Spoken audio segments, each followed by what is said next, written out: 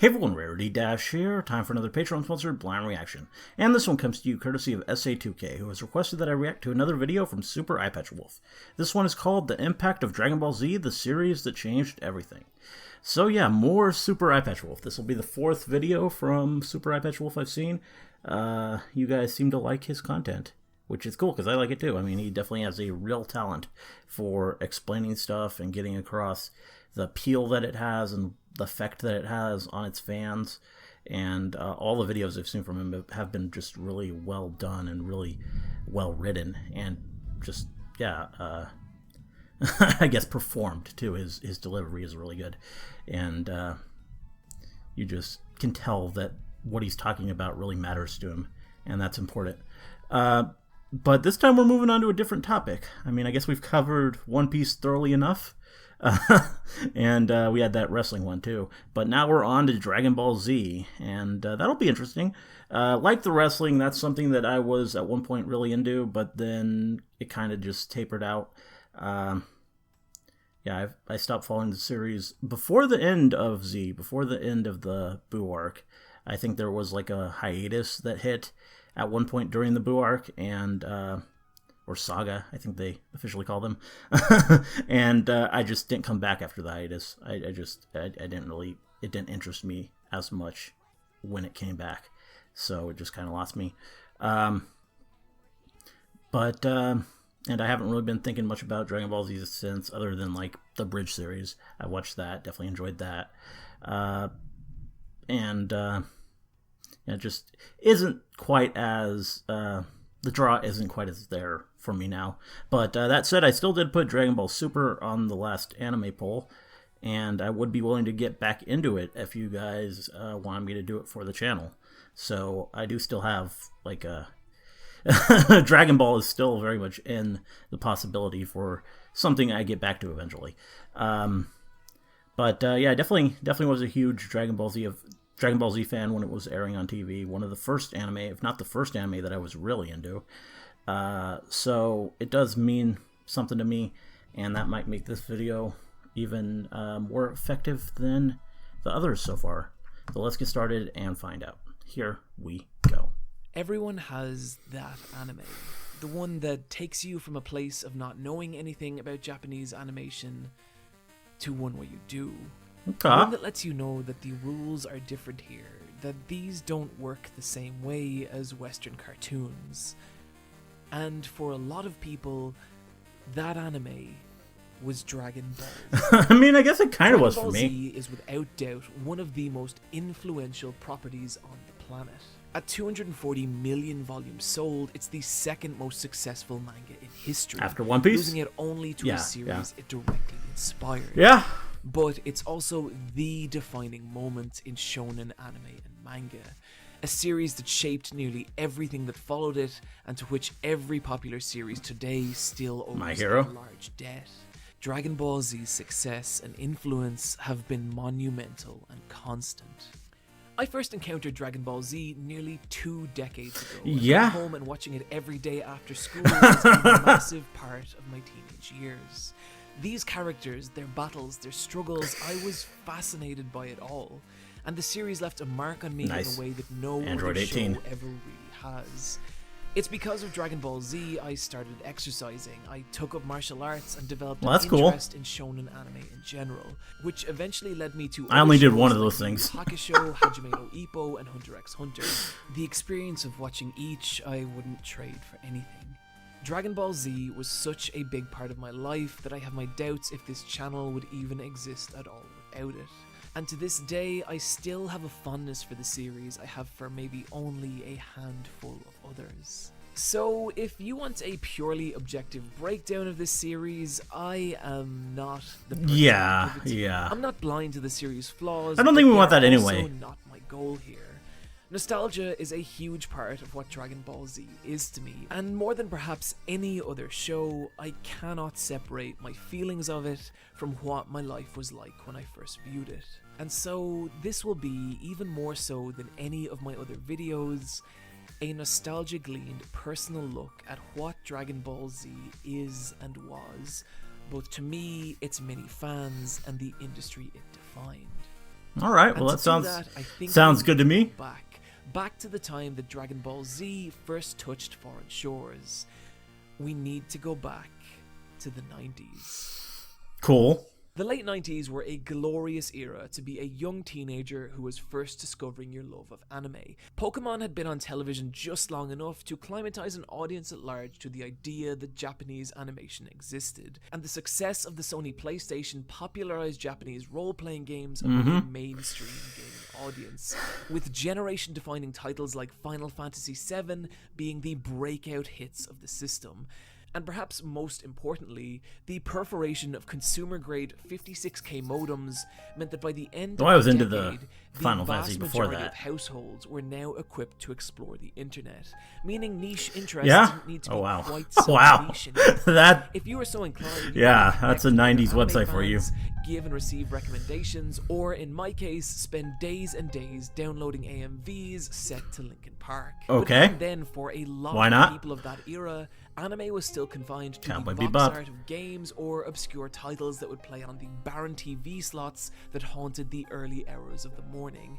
And if anime was to truly explode in the West, there would need to be an easily consumable, constant source of it. And that source came during the final breath of the 90s when Sean Atkins and Jason DeMarco relaunched their Toonami serialization block in 1999. Toonami was nothing less than a revolutionary siren call for a generation of young anime fans, replacing the older, more traditional Power Zone slot with a block filled nearly entirely with Sailor Eastern Moon. properties such as Gundam Wing, Outlaw Star, and Sailor Moon. Gotta love Up Outlaw until now, Star. the only real way to consume these shows was through trading VHS tapes or downloading low-quality fan subs online.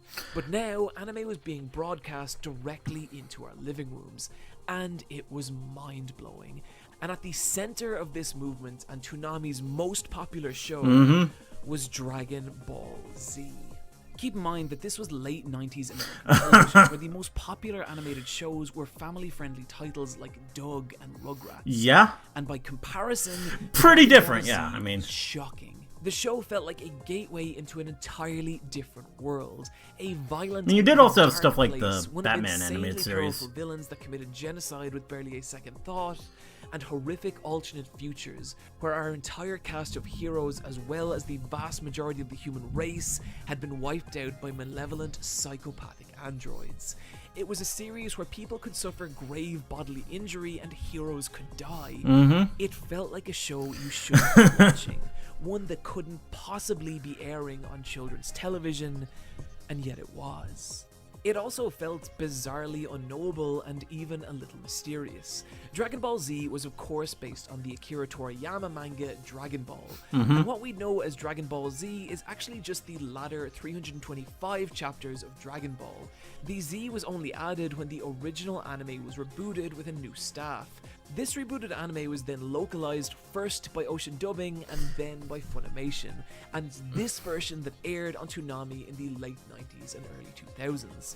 And so what we essentially got was the second half of an ongoing story. Yeah. Unless you caught the very first episode in the 100 plus episode cycle, you had no real context for what a Saiyan was, who the Red Ribbon Army were, or what in the name of dear sweet chocolate Christ was going on with Chaozu. The lack of information was also kind of tantalizing, adding greatly to the show's already palpable sense of mystique, and a lot of the fun of watching Dragon Ball Z on Toonami was slowly piecing together the details of this world and learning how it all tied together.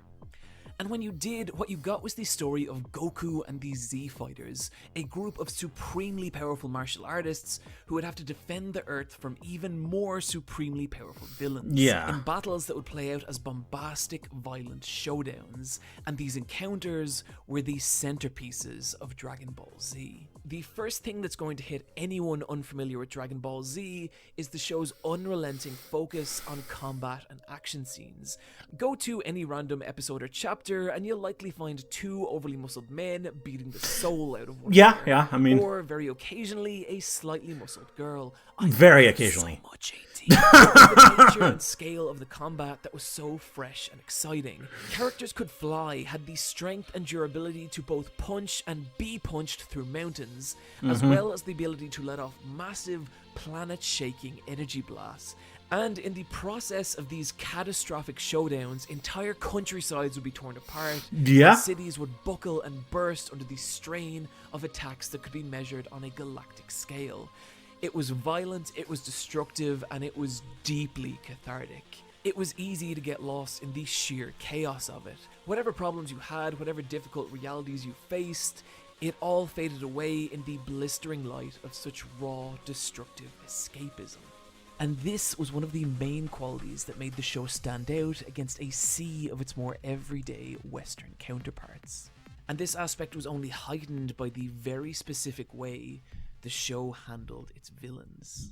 Each arc of DBZ was defined by the appearance of a new, more powerful foe, and it was around these characters that the events of the story unfolded.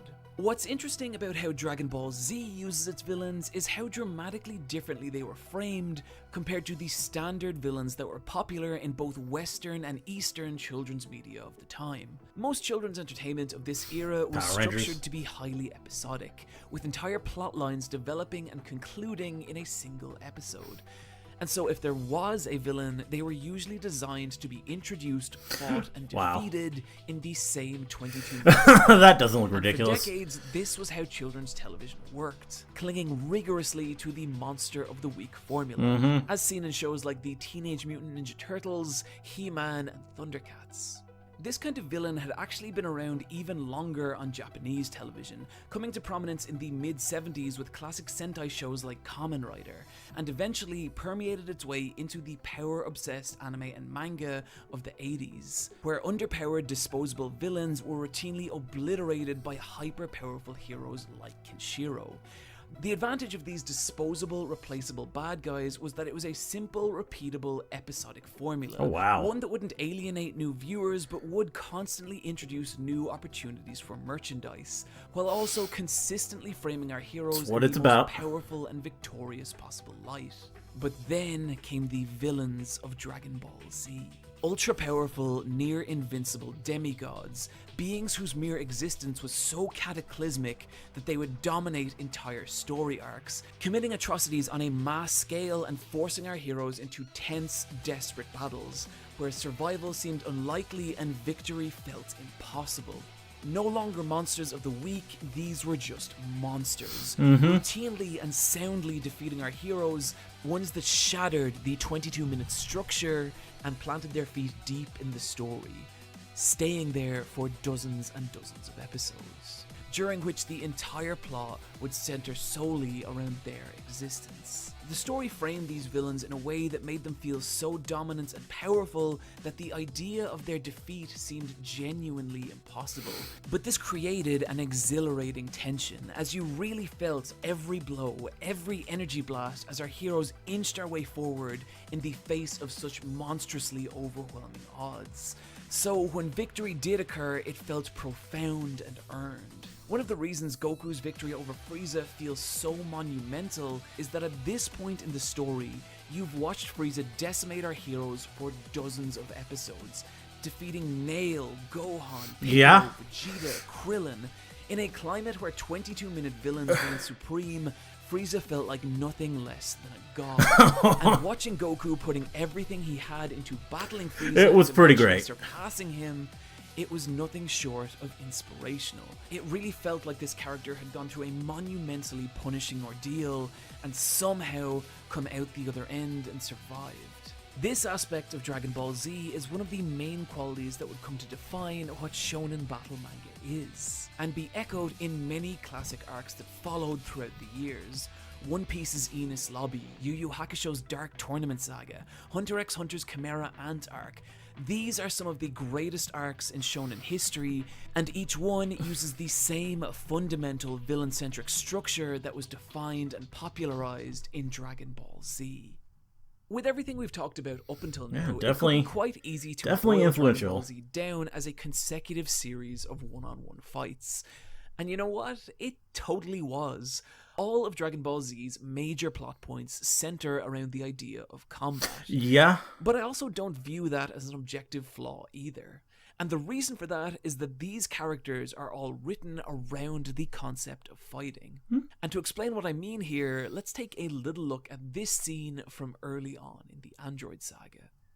Goku and company receive a cryptic warning from the future that in 3 years, evil androids will rise up and devastate civilization. And Bulma suggests that by using the Dragon Balls, they could stop the androids before they ever activate. But Goku and the rest of the Z fighters outright refuse. They want to face the incoming android threat. They want to test themselves against these new powerful foes, despite reliable confirmation that they and most of humanity will be wiped out in the process. The takeaway from this scene is that combat wasn't actually a way to solve problems to these characters. Rather, it was justification for why they exist at all. These were all proud fighters who put an immense amount of personal weight into their physical strength and skill. Or to put it a different way, Dragon Ball Z wasn't a story about fighting, it was a story about a group of characters who really loved to fight. Conflict was how these characters defined themselves. Whether it's Vegeta's identity as the prince of all Saiyans, Goku's pride in being the strongest under the heavens, or Frieza's belief that he is the most powerful being in the universe. Well, you can see this both in the delight these characters took while fighting, as well as the rigorous and often grueling training they would put themselves through between battles. And it was here in these scenes that you could really witness the characters' passion for both combat and self-improvements, as they'd struggle to surpass their limits and achieve new plateaus of strength. And as a teenager, hell, as a grown-ass adult, these scenes were incredibly influential. You were watching characters who were extremely passionate about something and who poured everything they had into it. And it made you want to work hard as well. You wanted to feel the same rush that they did. This also gave the fight scenes a more personal and intense emotional edge. These characters had sweat and bled to reach their current level of strength. They carried an intense amount of pride in their abilities, and it made combat feel personal. Victory felt monumental and validating, while defeat was emotional and devastating. A loss to these characters didn't just mean a loss, it was a deep personal affront to how they saw themselves, and something they may not recover from for years to come. This also meant that when protagonists stepped out to face one of the show's immensely powerful villains, there was a real emotional weight to it, like it was more than just a battle of good versus evil, but something that really personally mattered to both characters. So, the plot of Dragon Ball Z revolved around a shifting power balance between its heroes and villains, and so when a character did hit a new level of power, it was a major turning point in the story. And these moments were conveyed through Dragon Ball Z's now iconic transformation scenes. Because of how the show framed lots of transformations, the transformations of both archetypes felt drastically different. When a villain transformed, it was a nightmare, the worst possible case scenario, as the gap in power now widened into an abyss. A villain's transformation was also something they either always had access to, or could only be achieved through external means, such as Cell consuming the androids or Boo absorbing other fighters. And this worked very differently to how the heroes transformed. Heroes' transformations, for the most part, were internal, something that could only be achieved through massive amounts of the aforementioned training, or having to push through some deep emotional barrier that would then allow them to unleash their true potential. And because of how these moments were framed, they felt monumental, both because the heroes finally had a ray of hope in the face of the villains, as well as being deeply significant to the personal narratives of these characters. And the reason for this is that these scenes represented major moments in our characters' lives, the culmination of months, years, or even lifetimes of training and struggle, instances where a character's entire existence is changed and they finally become what they were meant to be. And as a teenager, where you were constantly unsure of every aspect of your physical and emotional identity, these transformations were a powerful fantasy to believe in. The idea that we all had a massive amount of latent potential inside us that could be unleashed in an instant and change everything. This is also yet another aspect of the series that would come to define what shonen battle titles were, with major moments of even modern titles still featuring the same kind of transformations that were defined and popularized in Dragon Ball Z. So what you had with Dragon Ball Z was an animation that felt more violent, dark, and exciting than anything even close to its time slot, where passionate, combat-driven characters faced down invincible villains in impossible battles.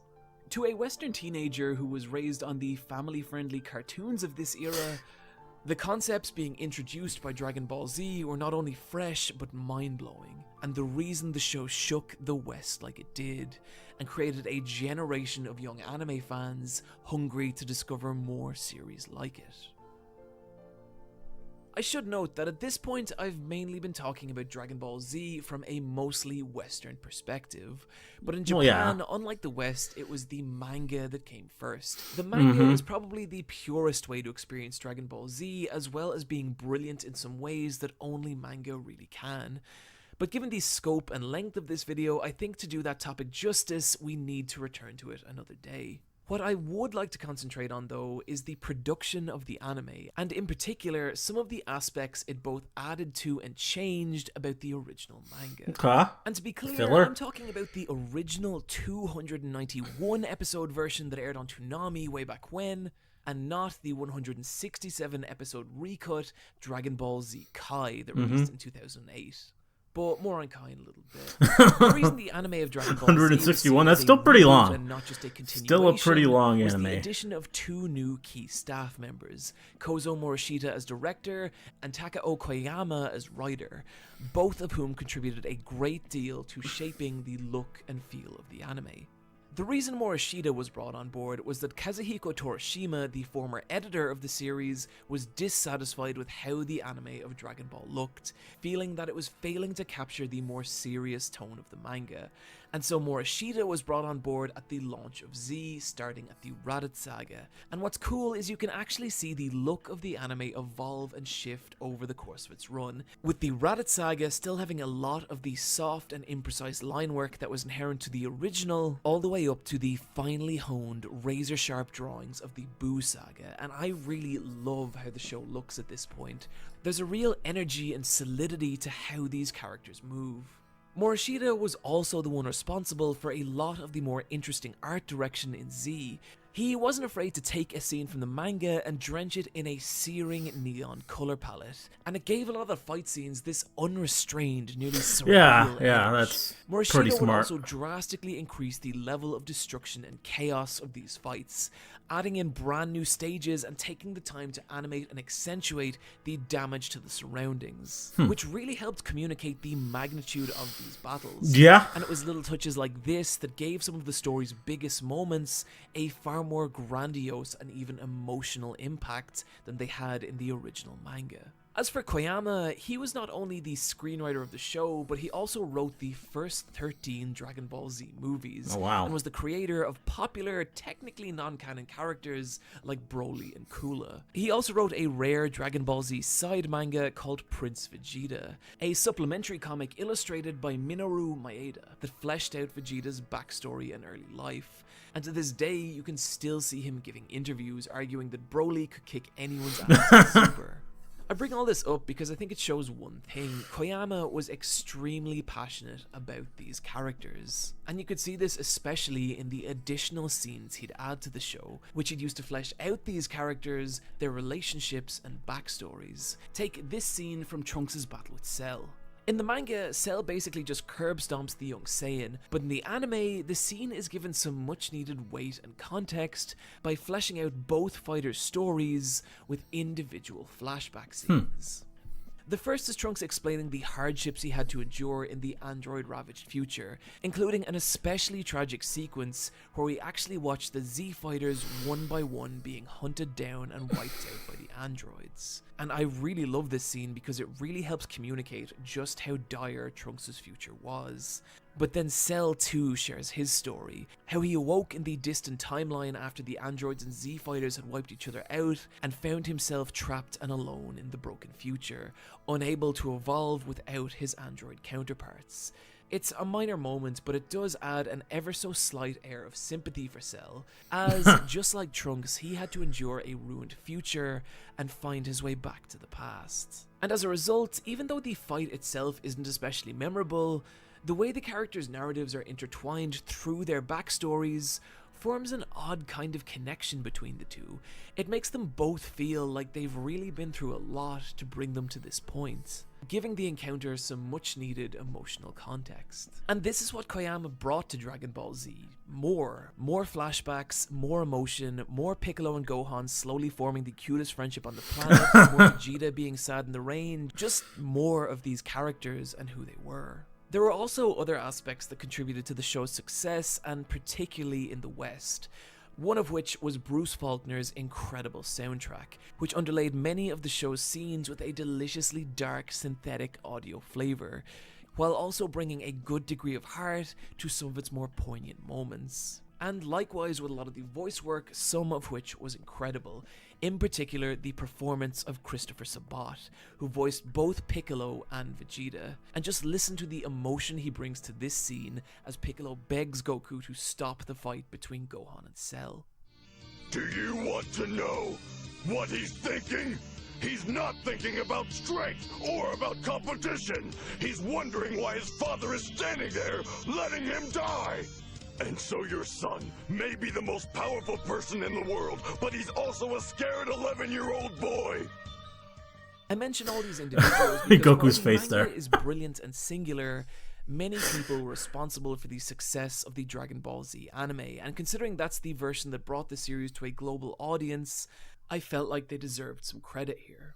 So, up until this point in the video, I've been treating Dragon Ball Z as gently as I possibly could. I haven't talked about any of the series' faults. I haven't spoken about the nearly absurd level of filler that pads and bogs down nearly every part of the anime, how the overuse of cost-saving animation techniques drags the quality of the fights down, how there's places in the manga where you can really feel Toriyama's exhaustion, as he at this point had been writing weekly manga for nearly 2 decades, and his fatigue shows in the occasional drop in quality of the art or how contrived some of the writing feels, especially later on around the Buu saga. The series suffers from basically every issue a long-running shonen manga can.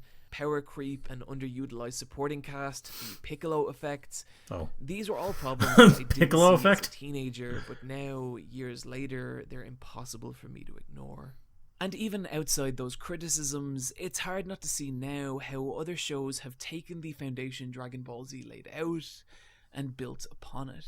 It's a far simpler story than titles like One Piece or Hunter x Hunter, and those series arguably took what Dragon Ball Z did and built more interesting and creative worlds around it, and filled those worlds with a more diverse and compelling cast of characters. Titles like Yu Yu Hakusho also took the themes of Dragon Ball Z and expressed them in infinitely more relatable, human, and heartfelt ways.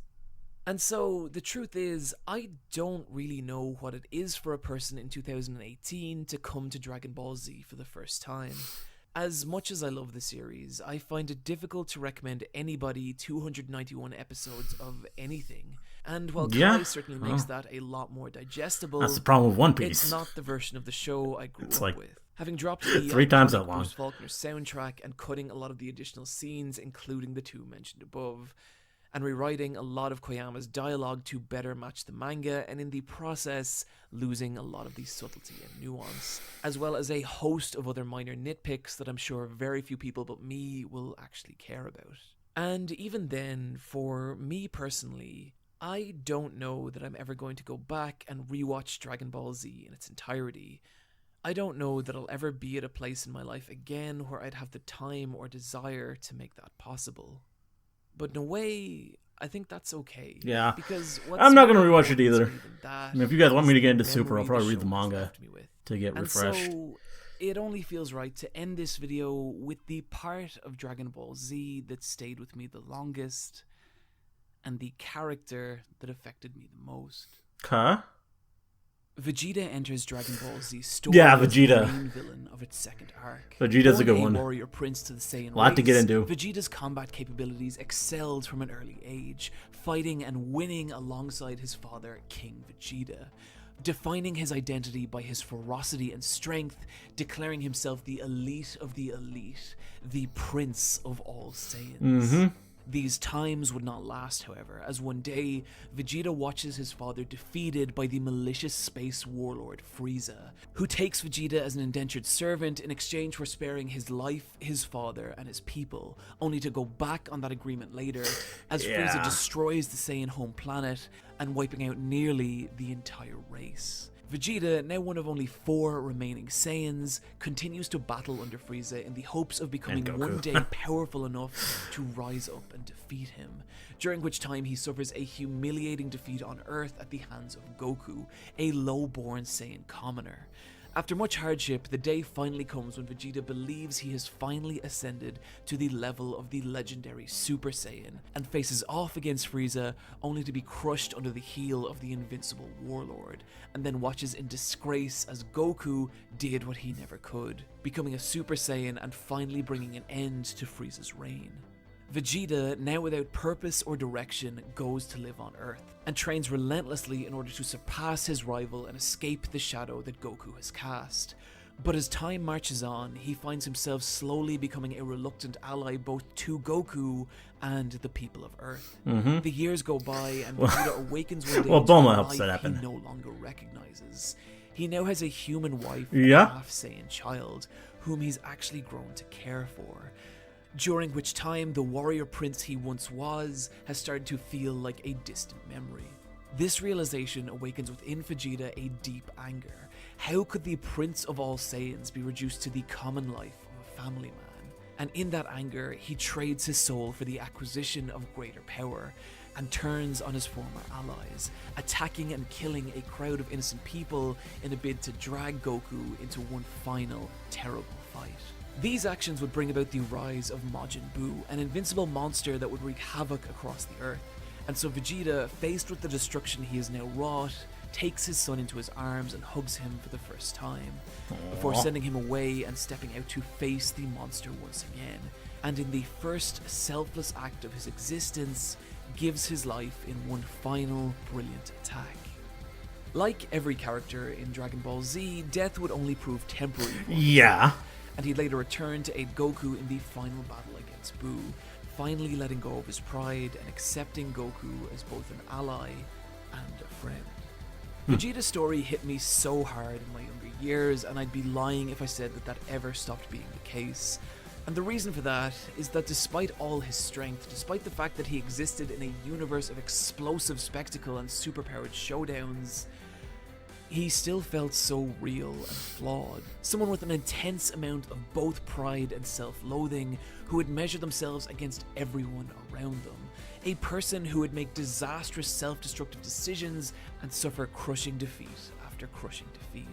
Someone who would awaken one day to realize that life hasn't turned out like they planned. That Yeah. the person they thought they would become is now never going to exist. And yet someone who at the end of everything was still able to find contentment. And that is pretty some cool. heavy shit to put in a children's cartoon that aired every day at 5 p.m. But in a broader sense, Vegeta also represents what I love about Dragon Ball Z. You'd watch these characters reach deep down inside themselves in order to face the overwhelmingly impossible. And in the light of that, getting up the next day and heading out into the world and dealing with whatever problems you face there, it made it feel a little more possible. Dragon Ball Z wasn't a story about getting what you want, it was one about surpassing who you are. And this to me is the legacy of the series, the blast it let off, the reverberations of which would be felt throughout the entirety of shonen storytelling for decades to follow, and the resulting force of which would punch through global barriers and create entire continents of new anime fans. It's a story about great characters doing impossible things. And for me, for an industry and for a generation. This was the impact of Dragon Ball Z, the series that changed everything. It was pretty special.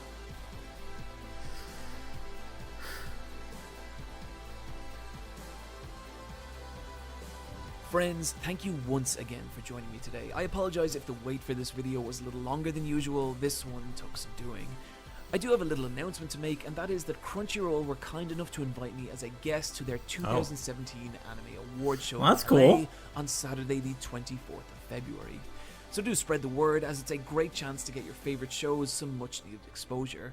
Personally, I'm pulling for Made in Abyss for Anime of the Year. That was pretty good. Illustrious for Best That was Animation, really and good. My Lesbian Experience with Loneliness for Best Manga. That sounds good. Thank you, as ever, to my amazing patrons who made this video possible. And if you'd like to be among them, you can do so for no more than $1 over at patreon.com/Super Eyepatch Wolf. In particular, this video I'd like to thank Lulu Lamperouge, Okay. Mora Casadres, Code Geass fan. Magdalene McLeod, Schmack95, JP, Arthur Artberg, Ernesto Centino, Professor Harbinger, American Hoagie, Rob, aka your boy Boob Sergeant, and Slush Machine. Also, I want to give a huge shout out to my friend Seamus, who helped me out with the editing on that last Favorite Things video. Guy makes awesome independent films, so do go Okay, check that him out on looks Twitter interesting. at Seamus Hanley, where you can also find me at Eyepatch Wolf, where I'm ever so slightly more active nowadays. And also find me on the Let's Fight a Boss video game podcast, where we recently talked about Monster Hunter and Dragon Ball FighterZ. Friends, take care of yourselves, and I'll see you next time. Well, there we go. That was again really, really well written, really well. Just a really good video. It definitely captured everything about Dragon Ball Z, I think, superbly well. Took me back to when I was watching it. It was definitely a special show. I mean, I know I'm not as into it now, but I can see why it had the impact that it did with me and everyone else at the time. And yeah, it was it was cool watching this. You definitely really just cut into it and explained the whole phenomenon, I think, and it was really interesting. I mean, I think I knew most of the stuff, but I guess not all the production stuff, like the writer and everything, and the director and whatnot. But that makes sense. I mean, obviously, I just thought Dragon Ball Z, the Z was added to sort of